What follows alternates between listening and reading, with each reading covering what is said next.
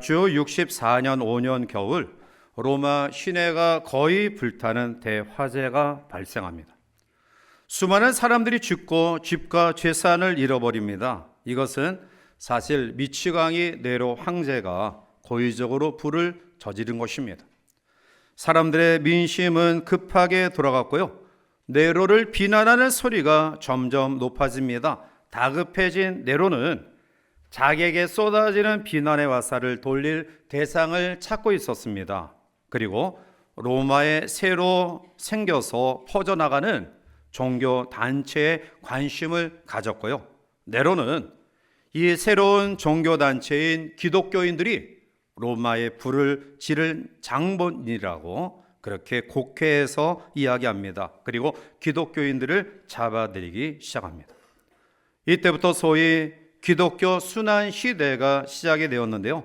수많은 사람들이 잡혀가고 잡혀간 사람들은 다시 살아 돌아오지 못했습니다.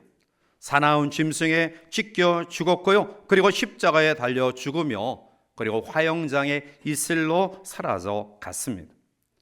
이때 기독교는 유명한 두 명의 지도자를 잃게 되었는데요. 한 사람은 베드로와 그리고 그의 사역을 이어받았던 사도 바울입니다. 베드로는 십자가에 거꾸로 못 박혀 죽었고요. 바울은 목이 잘려지는 참수형을 당합니다. 바울이 참수당했다라는 오고 여겨지는 그러한 곳이 로마 서쪽 5km 성북막 지점에 있는데요. 새 샘터라고 불리는 그곳에 지금 바울 기념 순교교회가 세워져 있고요. 교회 안에는 바울이 참수당할 때 그 목을 바쳤다라는 돌기둥과 그의 목이 3번 튀어서 세계 샘이 솟았다라는 자리는 지금도 소중하게 보존되어 있습니다. 이러한 핍박이 시작된 직후에 로마 시내에 한 권의 작은 책이 돌기 시작합니다. 그리고 이 책은 박해받고 있었던 수많은 기독교인들에게 용기를 주었습니다. 마가복음 10장 38절에 예수께서 이르시되 너희는 너희가 구하는 것을 알지 못하는도다. 내가 마시는 잔을 너희가 마실 수 있으며 내가 받는 세례를 너희가 받을 수 있느냐라고 말씀하죠. 즉 주님을 따라간다라는 것, 예수님을 믿는다라는 것은 고난의 잔을 마시는 것임을 알게 되었습니다. 그러나 그들은 기쁨으로 순교의 대열에 동참합니다. 이 책은 기독교를 알지 못했던 로마 사람들의 손에도 들어갔고요. 그들은 비로소 예수님을 알게 되었고 기독교가 어떤 종교인가를 알게 되어 개종합니다. 그 당시에 기독교인이 된다는 것은 곧 죽음을 의미했는데 그러나 그들은 기꺼이 기독교인이 되어 죽기를 자처했습니다. 이들에게 큰 용기와 희망을 주었던 말씀이 바로 본문이 기록된 마가복음입니다. 이 마가복음은 마태, 마가, 누가, 요한 4복음서 가운데 가장 먼저 기록된 것으로 마가복음은 특별히 예수님의 초기 사역을 우리에게 소개하며 시작합니다. 마가복음 1장 1절에 하나님의 아들 예수 그리스도의 복음의 시작이라고 말씀하고 있죠. 그리고 오늘 우리들이 같이 읽은 본문의 말씀에 들어서서 요단강에서 세례 요한으로부터 세례를 받으시고 그리고 광야로 나가 마귀의 시험을 말씀으로 물리치시고 그리고 갈릴리에 오셔서 비로소 하나님의 나라 복음을 선포하기 시작하신 것입니다. 이제 오늘 우리는 본문의 말씀을 묵상하며 예수님의 초기 사역을 같이 한번 살펴보면서 2025년도를 출발하는 우리들이 어떠한 믿음으로 이 한 해를 출발할 것인가 말씀 속에 주시는 교훈을 통해 결단하는 은혜의 시간이 되기를 원합니다. 먼저 예수님은 세례를 받으셨습니다. 그리고 이것은 오늘 2025년을 시작한 우리들에게 순종과 겸손한 마음으로 출발할 것을 요구하고 있습니다. 본문 9절 말씀 가운데 그때 예수께서 갈릴리 나사렛으로부터 와서 요단강에서 요한에게 세례를 받으시고 라고 말씀하죠. 주님의 길을 예비하기 위하여 6개월 먼저 이 땅에 온 세례 요한은 요단강에서 제사함을 받게 하는 회개의 세례를 전파합니다. 마가복음 1장 4절에 보면 세례 요한이 광야에 이르러 죄사함을 받게 하는 회개의 세례를 전파하니라고 말씀하죠. 유대 지방과 예루살렘 사람들이 찾아와 죄를 자복하고 요단강에서 세례를 받았습니다. 그런데 그 가운데 바리새인과 사두개인들도 세례를 받으려 옵니다. 그들은 사실 오늘 세례 요한의 의도와 전혀 다른 전통과 의식에 익숙한 그들은 세례조차도 어떠한 의식의 한 부분으로 가볍게 생각하고 세례받기에 왔는데요. 마태복음 3장 7절과 8절에 그들에게 이렇게 경책합니다. 요한이 많은 바리새인들과 사두개인들이 세례 베푸는 데로 오는 것을 보고 이르되 독사의 자식들아, 누가 너희를 가르쳐 임박한 진노를 피하라더냐? 그러므로 회개에 합당한 열매를 맺고라고 말합니다. 세례는 의식의 어떤 전통의 한 부분이 아니다라는 것입니다. 이것은 우리가 먼저 하나님 앞에 죄 사함을 얻게 하는 회개의 모습을 가진 이후에 바로 세례를 받아야 된다라는 말씀입니다. 자, 그런데 세례 요한이 한참 세례를 주다 보다 깜짝 놀랐어요. 그것은 예수님이 세례를 받겠다라고 오신 거예요. 그래서 요한이 마태복음 3장 14절에 요한이 말려 이르되 내가 당신에게서 세례를 받아야 할 터인데 당신이 내게로 오시나이까? 이럴 수 없습니다. 할 수 없습니다. 라고 거절하자 마태복음 3장 15절에 예수께서 대답하여 이르시되 이제 허락하라. 우리가 이와 같이 하여 모든 의를 이루는 것이 합당하니라 하시니 이에 요한이 허락하는지라 라고 말씀해요. 여러분, 세례는 죄 사함을 받게 하는 회개 이후에 세례를 받는 거예요. 그러므로 무험하신 예수님, 죄가 없으신 예수님은 세례 받을 이유가 없습니다. 그런데 예수님이 이렇게 해야지만이 하나님의 의를 이룬다라고 이야기하며 세례를 받으셨어요. 주님이 받으신 세례는 회개의 세례가 아니라 순종의 세례입니다. 예수님은 세례를 받으심으로 하나님이 예수님을 보내신 목적, 그리고 예수님께서 세상의 죄를 대신 짊어지신 어린 양의 이 삶을 살아가려는 결의를 세례를 받으심으로 보여주신 거예요. 자, 예수님의 세례를 받자 하나님이 무척 기뻐하셨어요. 자, 오늘 본문 11절에 보면 하늘로부터 소리가 나기를 너는 내 사랑하는 아들이라 내가 너를 기뻐하노라 하시니라. 예수님의 세례를 보시니까 하나님이 기뻐하신 거예요. 여러분, 여기서 기뻐한다라는 원어의 의미는 즐거워하다, 기뻐하다라는 그런 의미보다 만족하다라는 뜻에 더 가까워요. 예수님의 세례를 받으시니까 하나님이 만족하셨다라는 거예요. 여러분, 여러분들이 인간관계 속에서 어떤 사람과의 관계 가운데 당신이 참 나의 기쁨입니다. 당신이 나에게 만족을 주었습니다. 라고 이야기한다고 한다면 어떤 때 그런 이야기를 합니까? 그것은 상대방의 기대나 요구에 충족시켰을 때 그 사람을 보면서 참 기쁩니다. 참 만족합니다. 그렇게 이야기하는 거예요. 여러분, 오늘 예수님의 초기 사역을 우리가 살펴봅니다. 예수님은 아직 하나님께서 예수님을 통해 이루고자 하시는 이 십자가의 죽음과 부활을 통한 죄 사함과 영생의 거룩한 목적의 사역을 시작하시기 전이에요. 그렇다고 예수님이 어떠한 특별한 기적을 행하셨거나 또 아니면 복음의 말씀을 전하심으로 말미암아 능력인 일들을 행하시기 전입니다.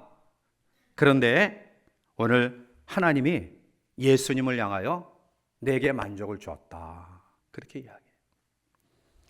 죄 없으신 예수님이 죄인들 틈에 끼어서 세례를 받는 것 쉽지 않습니다.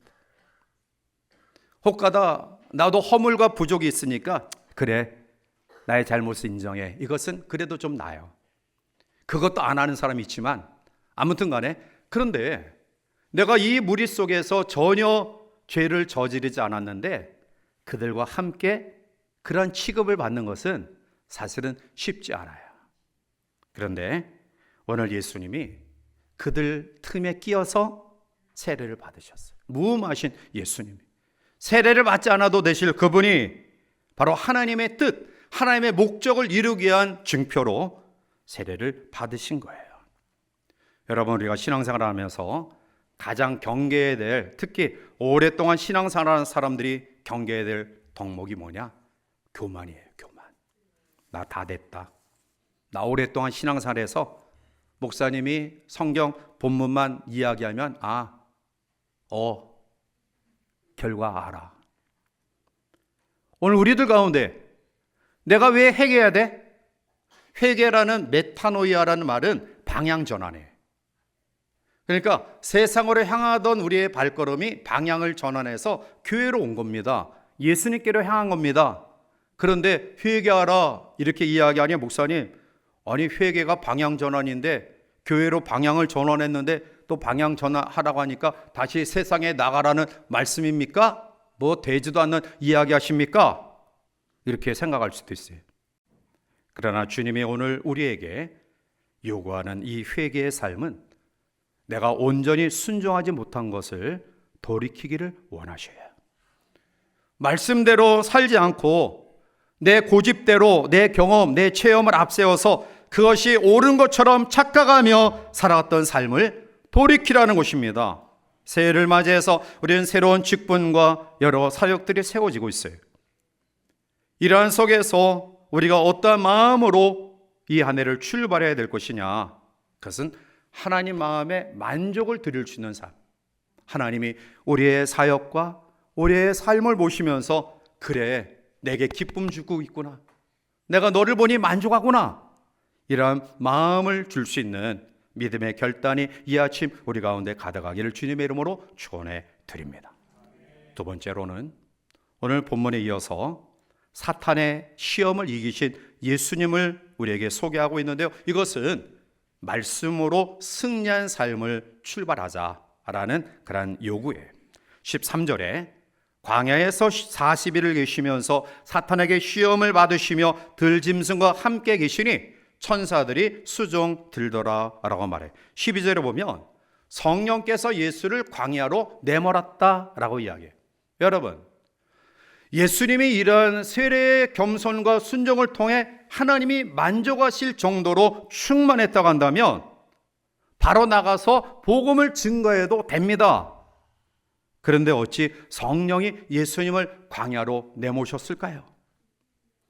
우리의 믿음의 열정과 뜨거운 하나님의 역사와 귀한 은혜는 광야를 거치는 과정 속에 단단히 굳어지고요, 확실해지기 때문에 그런 거예요. 모진 비바람과 눈보라를 거쳐본 나무라야 제목이 되고 기둥이 될 수 있습니다. 예수님은 굳이 광야에 나가실 이유가 없습니다. 이미 충만한 그런 상태에 있기 때문에 얼마든지 그 사역을 감당할 수 있었지만 광야로 내모신 이유, 광야로 나가신 이유는 인간의 육신의 몸을 입고 이 땅에 오신 예수님의 이러한 모습을 통해 그 이후에 예수님을 믿고 따라 나서는 제자된 하나님의 백성들의 삶이 어떠해야 될지를 보여주고 있는 것입니다. 우리 하나님의 말씀을 들을 때 순간적으로 감동을 받아요. 그리고 은혜를 받습니다. 그런데 왜 그 뜨거움이 부흥회를 마치면 다 한순간에 식어버릴까요? 왜 그 뜨거운 열정과 감동이 예배를 마치고 돌아가는 순간 다 식어버릴까요? 그 이유는 광야의 삶을 경험하지 못했기 때문에 그런 거예요. 광야의 삶을 이겨내지 못했기 때문에 그런 겁니다. 든든한 믿음이 되기 위해서는 광야의 훈련이 필요합니다. 예수님은 광야에 내몰림을 받아서 거기서 40일 금식기도를 하셨어요. 40일 금식기도. 사실 제가 신학생 때나 전도사 때는 주변에 40일 금식기도하는 목사님들이 가끔 계셨어요. 그러니까 목회 사역을 처음 시작할 때든지 아니면 목회 사역이 너무 어려워서 이거 때려쳐야 되겠다, 이런 마음을 가질 때 기도원에 들어가서 40일 동안 목숨 걸고 40일 기도하신 분들이 계셔요. 그래서 40일 기도하시고 난 다음에 그 이후에 조절을 잘못해서 금식 기도하시고 돌아가신 분도 또 간간히 있었어요. 사실 저는 부끄럽지만 40일 기도를 한 번도 못 해왔어요. 참 부끄러운 일이에요. 제가 목사 안수를 받을 때 일주일 정도 금식을 한 기억이 있어요.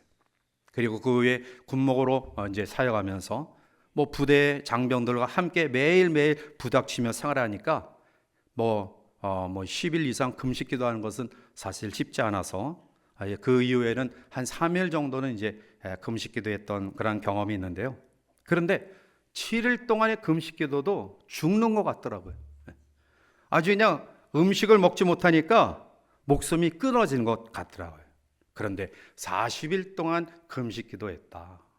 이것은 철저한 자신과의 싸움이에요. 얼마나 힘든 기간일까요?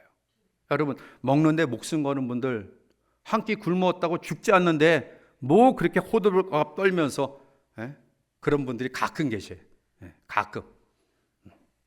40일 금식 기도는 자신과의 처절한 싸움인데, 그런데 이 긴 시간 동안에 마귀가 시험했다라는 거예요. 그 이후에 베드로전서 5장 8절과 9절에 근신하라 깨어라 너희 대적 마귀가 오는 사자같이 돌아다니며 삼킬 자를 찾나니 너희는 믿음을 굳건하게 하여 그를 대적하라. 이는 세상에 있는 너희 형제들도 동일한 고난을 당하는 줄을 알미라. 대적하라. 마귀를 대적하라. 이 말은 3번씩이나 마귀에게 속아서 시험에 빠졌던 베드로의 신앙 체험 이후에 나타나는 고백이에요. 이것은 무엇을 이야기합니까? 마귀의 시험에서 안전한 사람 아무도 없어요. 마귀의 시험권에서 벗어난 사람 없다라는 겁니다. 어린아이부터 장년일까지 신앙생활 처음 살아온 사람부터 신앙생활을 오래 한 사람까지 마귀의 시험에서 벗어나 있는 사람은 아무도 없다. 마귀란 이 디아블로스라는 헬러 원어의 의미는 해방꾼이란 뜻이에요. 마귀가 언제 시험합니까? 우리가 가장 연약하고 힘들 때 마귀가 시험해. 나는 혼자야. 아무도 나를 위로하고 용기 줄 사람 없어. 고독한 광야. 그리고 사람들에게 상처받으면서 또 나의 마음에 아픔을 주는 환경 속에 마귀가 시험해요. 여러분, 마귀는 영적인 그러한 존재이기 때문에 우리보다 더 뛰어납니다. 그래서 우리 성도들의 가장 약한 부분을 아셔요. 어떤 분은 다른 거 다 견뎌내는데 물질에 약한 사람이 있어요. 그 사람은 물질의 시험에 넘어져요. 어떤 사람은 다른 거 다 이기는데 이성에 약한 사람이 있어요. 이런 사람들은 이성을 통해서 그 사람이 평생 읽어온 명성과 신앙을 완전히 무너뜨려요. 어떤 사람은 자기 자존심이 뭐 이렇게 중요한지 다른 거는 다 인정하고 다 협력하는데 자존심 상하게 했다? 그럼 도저히 나 용납할 수 없다. 마귀는 여러분, 우리가 자 와, 내가 무장했으니 한번 와봐. 그럴 때 오지 않아요. 내가 연약하고 힘들 때, 어렵고 외롭고 고독함과 영적인 곤비함을 가질 때, 특히 나의 가장 약한 부분을 툭 치고 들어와서 우리를 넘어뜨려요. 오늘 예수님도 가장 어려운 때 40일 금식 기도한 이후에 가장 허기지고 육신의 몸을 갖고 있는 상황 속에서 가장 힘들 때 마귀가 시험해요. 오늘 마가는 예수님의 시험 이후의 행적을 이야기하지 않지만 마태복음 4장과 그리고 누가복음에 보면 예수님이 이 마귀의 시험을 하나님의 말씀으로 이기셨음을 우리에게 보여주고 있어요. 여러분, 시험은 우리가 피해서 될 일 아니고요, 극복해야 될 문제인데요, 그것을 극복할 수 있는 유일한 방법은 바로 로고스, 창세기부터 요한계시록까지 기록된 하나님의 말씀, 그리고 매 예배 시간마다 우리에게 주시는 하나님의 말씀을 묵상할 때마다 나에게 주시는 레마의 감동적인 말씀, 깨달음의 말씀이 마귀의 시험을 이기게 하신 줄 믿으시기 바랍니다. 올 이 한 해 예수님이 가장 어려울 때에 마귀의 시험을 받았지만 말씀으로 이기신 것처럼 우리도 말씀으로 무장하여 이 안에 출발하시기를 바랍니다. 세 번째는 복음을 전파하신 예수님으로서 이것은 영혼을 뜨겁게 사랑하는 마음으로 이 안에를 출발하시기를 바라요. 오늘 14절에 요한이 잡힌 후 예수께서 갈릴리에 오셔서 하나님의 복음을 전파하여 라고 말씀하죠. 예수님이 30이 되셨을 때 요단강에 내려가 요한에게 세례를 받으시고요, 광야로 나가 40일 동안 금식 기도하는 가운데 마귀의 시험을 말씀으로 이기셨습니다. 그리고 그때 세례 요한이 잡혔다라는 소식을 듣게 돼요. 예수님을 위해서 길을 예비하신 세례 요한의 사역이 마쳐지고요, 이제 본격적으로 예수님의 사역이 출발을 되어지죠. 그래서 나사렛을 떠나 갈릴리를 오셔 가버나움에 도착하시고 그곳에서 맨 처음 복음을 전파하십니다. 오늘 15절에 이르시되 때가 찼고 하나님의 나라가 가까이 왔으니 회개하고 복음을 믿으라 하시니라. 아멘. 구약의 여러 사람들과 여러 증거를 통해 메시아를 예언했는데 세례 요한이 와서 그 복음의 시작을 알리는 fanfare를 울리고요, 그리고 본격적으로 주인공이신 메시아 예수님께서 사역을 시작하시면서 제 첫 음성이 하나님 나라가 가까이 왔으니 회개하고 복음을 믿으라 라는 말씀이에요. 하나님의 나라가 가까이 왔다. 예수님이 오신 목적은 인간이 경험하는 나라가 아닌, 인간이 통치하는 나라가 아닌, 이 땅 속에서 분쟁과 분열과 다툼으로 자기의 것들을 더 많이 차지하고자 하는 이 땅의 성격을 가진 나라가 아닌 하나님의 나라예요. 십자가에 달리시기 전 국가 문란죄 그리고 엉뚱하게 혹세 무민죄로 빌라도 법정에 선 예수님을 향하여 빌라도가 이야기해요. 당신이 도대체 무슨 반역죄를 저질렀느냐? 당신이 사람들이 이야기하는 것처럼 왕이냐? 힐난하며 비난하며 비웃으며 질문해요. 예수님은 그때 빌라도에게 이렇게 답합니다. 요한복음 18장 36절에 예수께서 대답하시되 내 나라는 이 세상에 속한 것이 아니니라. 만일 내 나라가 이 세상에 속한 것이었더라면 내 종들이 싸워 나로 유대인들에게 넘겨지지 않게 하였으리라. 이제 내 나라는 여기에 속한 것이 아니니라. 아멘. 하나님의 나라는 어떠한 모습일까요?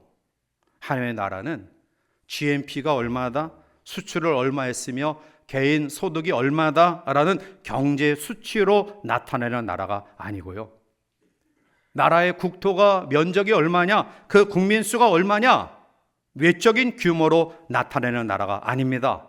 하나님의 나라는 로마서 14장 17절에 하나님의 나라는 먹는 것과 마시는 것이 아니요 오직 성령 안에 있는 의와 평강과 희락이라. 아멘. 하나님의 나라는 끊임없는 다툼과 경쟁, 시기심 속에 서로 아픔을 주고받고 상처를 주고받는 고통과 고난이 난무하는 세상과 다른 나라예요. 그 하나님의 나라는 의와 평강과 희락이 충만한 하나님의 임재하심, 하나님의 다스림이 있는 나라가 바로 하나님의 나라예요. 그래서 예수님의 초기 사역의 출발의 마지막은 이 하나님의 나라를 선포하며 그것을 전함으로 시작이 되었어요. 이 땅의 어지러움과 혼란스러움, 그리고 세계 곳곳에서 일어나고 있는 분쟁, 아니 멀리 가지 않더라도 우리의 삶의 현장 속에 희기심과 그리고 또 질투의 마음으로 주변의 사람과 여전히 분열과 다툼과 분쟁과 어려운 관계 속에 있는 우리의 상황, 하나님의 나라는 우리가 시기와 질투와 쟁투를 통해 소유하는 나라가 아니라 하나님이 우리에게 주시는 참됨 그리고 기쁨, 평안이 넘쳐나는 나라예요. 이 안에 이런 아름다운 하나님의 나라를 선포하며 나누며 출발하는 우리 모두가 되시기를 바랍니다. 말씀을 맺습니다. 우리는 지금 우리가 살아가는 때가 어느 때인지를 인식해야 돼요. 작년 여러분들이 잘 살았다고 올해 보장받지 못합니다. 시대의 임박한 여러 가지 상황들을 보면서 우리가 그냥 시간들을 낭비하고요, 별로 중요하지 않은 부분에 우리의 시간과 물질과 우리의 힘을 낭비할 틈이 없다라는 거예요. 어정쩡한 상태로 복된 삶, 하나님의 나라를 경험할 수 없습니다. 빠르게 세월은 지나가고요, 일할 기회는 많지 않습니다. 오늘 우리가 드리는 이 예배도 다시는 저와 여러분들의 생애에 오지 않는 마지막 시간입니다. 어떻게 이 한 해를 출발해야 될까요? 해가 바뀌었다고 하나님 앞에 새로운 다짐과 결단이 없으면 여전히 우리는 2025년도도 무구내로 보낼 거예요. 그러나 2025년이 새로운 새해로 우리에게 축복으로 다가오기 위해서는 하나님 앞에 새로운 계획을 가지고 결단하고 결심하고 실천해야 될 줄 믿습니다. 어떻게 출발해야 됩니까? 예수님의 초기 사역의 세 가지 사건을 다시 한번 기억하고요, 하나님의 뜻에 절대적으로 순종하는 믿음, 하나님께서 우리에게 주신 이러한 놀라운 은혜를 다시 한번 깊이 기억하면서 하나님께서 허락하신 또 이 광야 삶 속에서 시험을 말씀으로 이기고요, 더 나아가 우리가 경험하고 체험한 이 하나님의 나라의 의와 희락과 평강을 나누며 전하며 살아가겠습니다. 이러한 결단이 이 아침 우리 가운데 있어서 이 한 해를 마무리할 때 하나님 앞에 만족한다, 내가 너를 보니 내 기대에 어긋나지 않았다, 칭찬받는 삶, 마지막 우리의 삶을 마무리하는 그 순간에 주님께 당당하게 설 수 있는 착하고 충성된 아름다운 종들이 되시길 주님의 이름으로 간절히 축원해 드립니다.